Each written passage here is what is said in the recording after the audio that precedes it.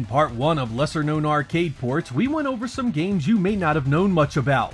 We looked at a Super Hang-On modification that was rare, and we even looked at the sequel to the arcade favorite RoboCop. Joe and Max showed up for a surprise, and the Power Instinct sequel Groove On Fight showed us its beautiful animation. If you missed that episode, I'll throw a link in the description so you can have a go at it. But this episode here is all about 10 more arcade sequels you may not have known about for one reason or another. Some were awful and released in limited numbers, while others never got any sort of home release for the masses to discover. It's a great mix of 2D and 3D action, and I think you are absolutely gonna love this. I hope you guys enjoy Lesser Known Arcade Sequels Part 2.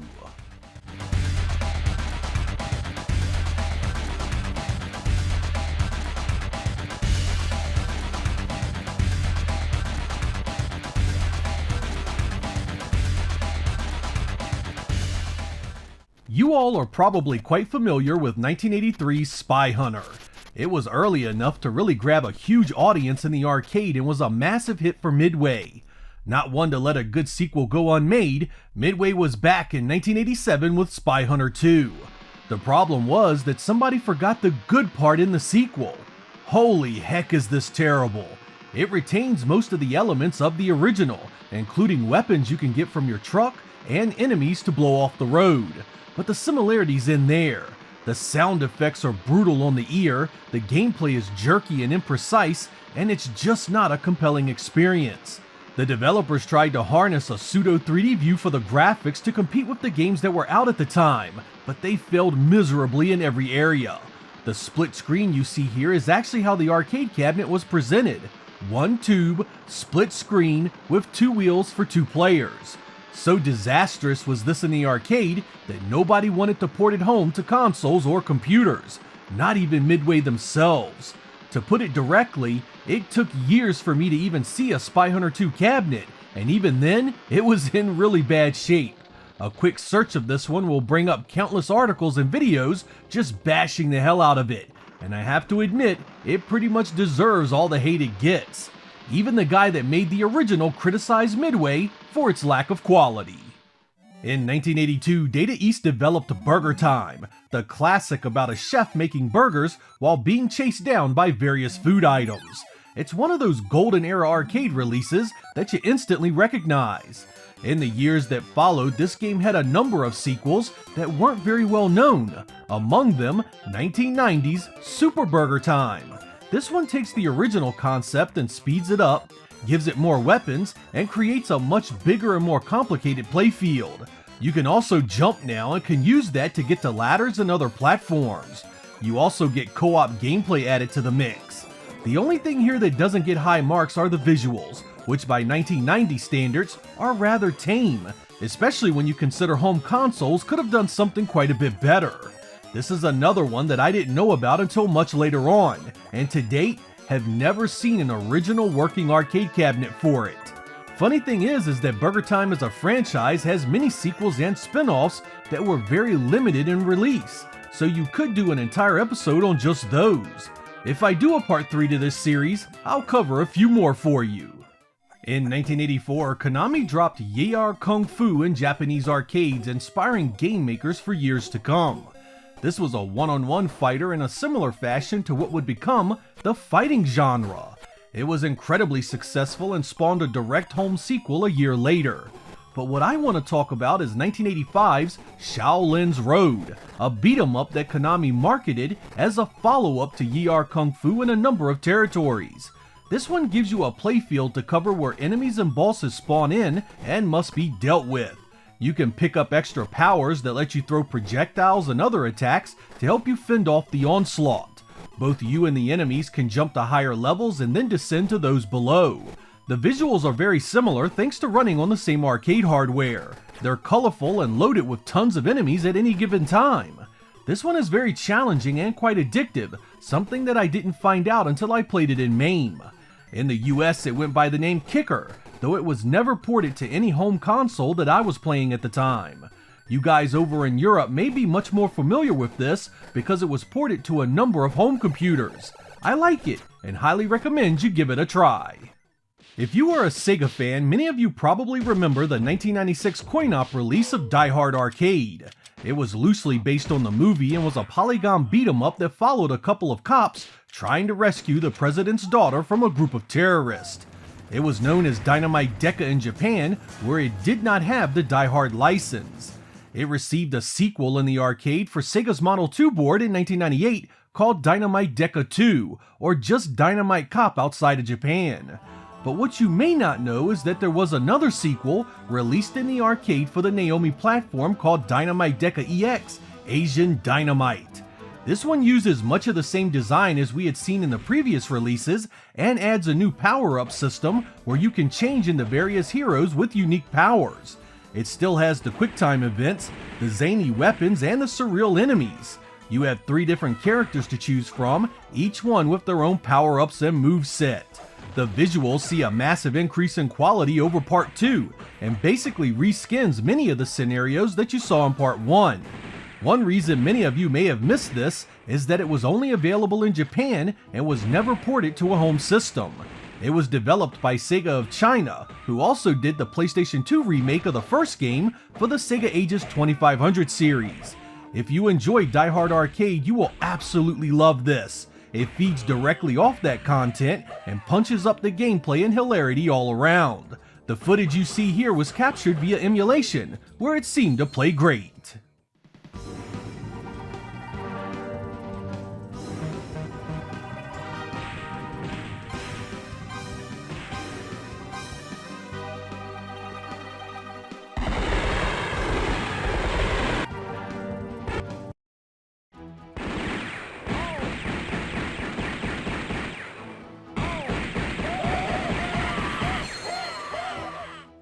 Space Harrier, you all know it well. Little dude flying around the screen in superscalar action. Sega reissues it constantly, so you'd need to have been a hermit to have never seen it before.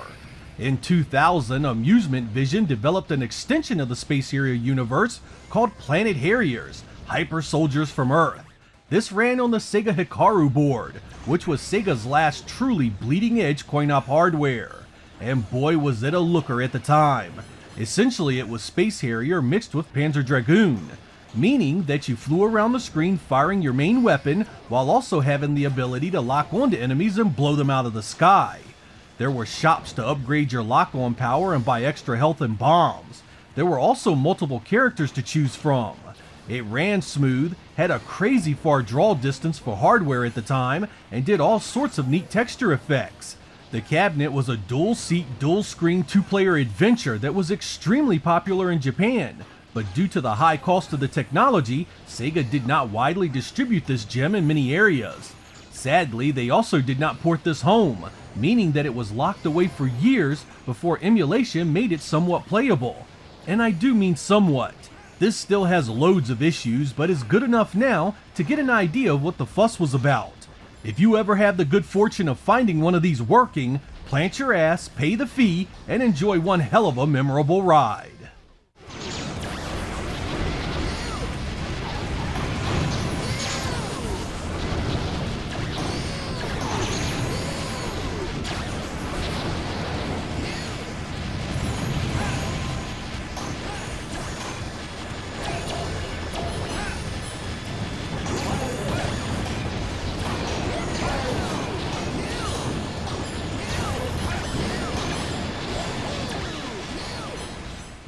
Spike Out was Sega's answer to a polygon beat-em-up that recaptured the 16-bit glory days.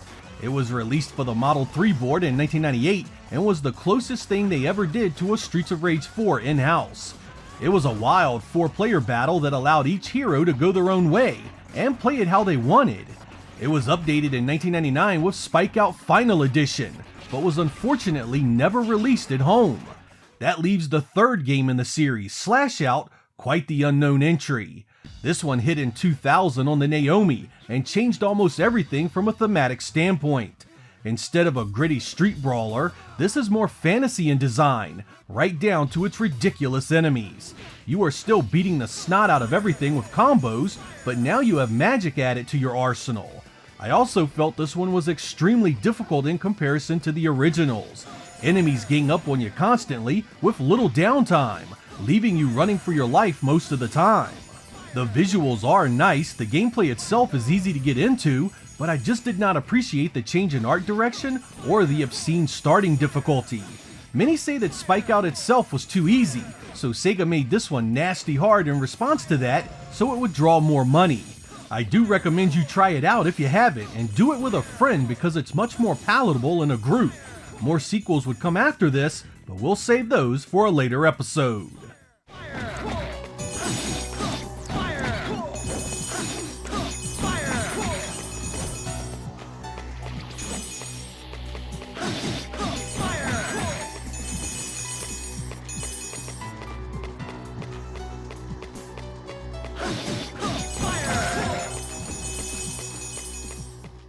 I loved Virtua Cop 1 and 2. They were so easy to play, the quintessential arcade gun games. Good guys against bad guys, overwhelming odds. They were absolute classics. But despite all that, many of you may not have played the sequel, Virtua Cop 3. Released in 2003 for the Chihiro arcade platform, this was a game you simply did not see much of. And that, my friends, is an absolute shame, because it was a blast start to finish.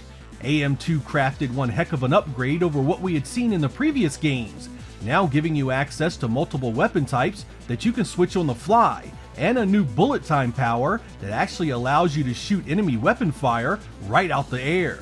It's also a much better looking game than the previous two. The Chihiro was basically an OG Xbox with more memory, so it was a standout title visually at its release. While Sega ported the first two to multiple platforms, this one remained arcade exclusive entirely. And what an absolute crime that has been. Virtua Cop 3 is extreme fun with a friend or family member, ranking right up there with Namco's best in the Time Crisis line. This is playable on a modded Xbox and a few emulators these days, but nothing replaces the deluxe arcade experience, complete with foot pedals to activate the time slowdown feature. There are a handful of Sega games that remain locked away from fans that really hurt. I count Virtua Cop 3 among them.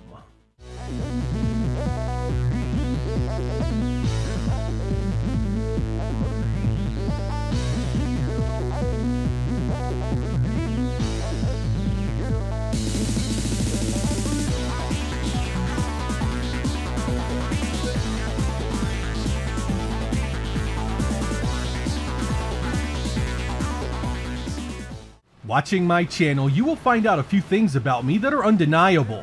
1. I really like the Sega Saturn. And 2. Sega Rally is one of my favorite racing games ever. That gameplay was so smooth, so fun, that even just a handful of tracks were enough to keep me hooked for hundreds of hours of gameplay. When Part 2 came along, I was hooked again, this time thanks to even more cars and tracks, and gameplay that once again nailed that great sense of speed and control. In 2008, Sega released a third Sega Rally that ran on the Europa R, a special PC-based configuration they only used for 2 games. But what a game this one was! Many mistakenly believed that this was simply Sega Rally Revo, the home game that was released for the Xbox 360, PlayStation 3, and PC the previous year. While it shares a number of things with that game, this is still its own monster, and must be experienced if you were a fan of the originals. First, it's absolutely gorgeous. Running at 720p and 60 frames per second, it dogs out Sega Rally Revo in speed and graphical clarity. The tracks are similar to those in Revo, but have modifications here and there that definitely make them feel different. Like Sega Rally 2, we get a host of licensed vehicles to use, and of course various terrain types that change up your grip and how the car reacts. The gameplay here is also more akin to the original Sega Rally, with the physics in Revo seeing heavy tweaking, especially the track deformation that was so heavily advertised in the home game. Sega Rally 3 also has a mode that faithfully recreates the original track in Sega Rally, the Desert Course. Now looking about 1,000 times better, this trip down memory lane was awesome, and made you wish they had done it for the entire original game. But alas, as good as this was, as fun as it could be, Sega never brought it home fully intact and unmolested. The closest thing we ever got was the digital-only Sega Rally Online Arcade in 2011. It was far more similar to Revo than Sega Rally 3 and was delisted from most online stores years ago. I really wish that Sega would strip the car licenses away and just reissue this in a collection with all the others. It's a shame that emulation is your only recourse outside of an original arcade cabinet. Final lap, easy right. Easy left. Easy right. Over jump. Long, easy right. Just about everyone knows Konami's Gradius series or one of its many spin-offs. It was a staple of the genre for years and showed up on countless home consoles in the years to follow. I knew about most of them thanks to those ports, but what I had never seen before was the Japanese-only 1997 release, Solar Assault. This takes the Gradius formula of choosing your own weapon system and turns it to the third dimension. With 3D polygons redefining pretty much every genre at the time, Konami tried to do the same with the 2D shoot-'em-up. At the time, most of these games just simply made the backdrops three-dimensional and left the 2D gameplay intact, but Solar Assault goes full 3D. And on the surface, it's a resounding success. It looks and runs great, it's easy to play, and has a number of familiar Gradius staples you'll instantly recognize. And while it certainly can be fun, it doesn't really change anything or add something new to the core experience. You can change your speed, but for the most part, this still feels like the older titles, just a bit more fiddly because your shots are far less accurate than the 2D counterparts. You can't deny the novelty factor, however. The arcade cabinet was a sit-down unit with a flight stick, making it feel almost like a carnival ride. Sadly, it must have underperformed quite badly, because Konami never ported it to anything, which is shocking since everyone was all about polygons at the time. MAME plays it okay these days, so if you're curious, you can try it out there.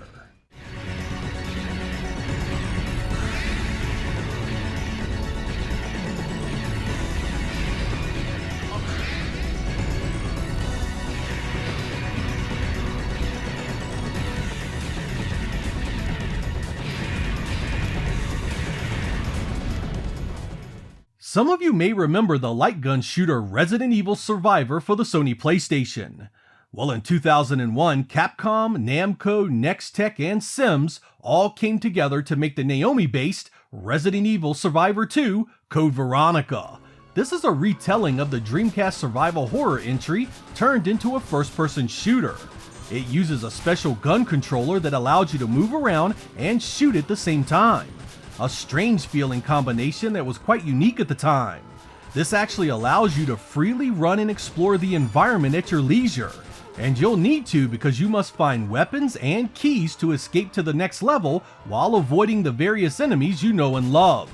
Don't mess around because the Nemesis is a constant threat and you have no way to stop him if he corners you. This was never released outside of Japanese arcades in its coin-op form, probably because the gameplay was so awkward and the dual screen cabinet was so expensive. It did get a home port to the PlayStation 2, but I didn't know it was actually an original Naomi arcade release till sometime later. Despite the interface, I actually enjoyed this and found the simplified adventure well worth taking. As far as light gun games are concerned, it genuinely made the genre feel new and different. It won't be for everyone due to the interface, but as far as an arcade Resident Evil is concerned, it's definitely worth checking out.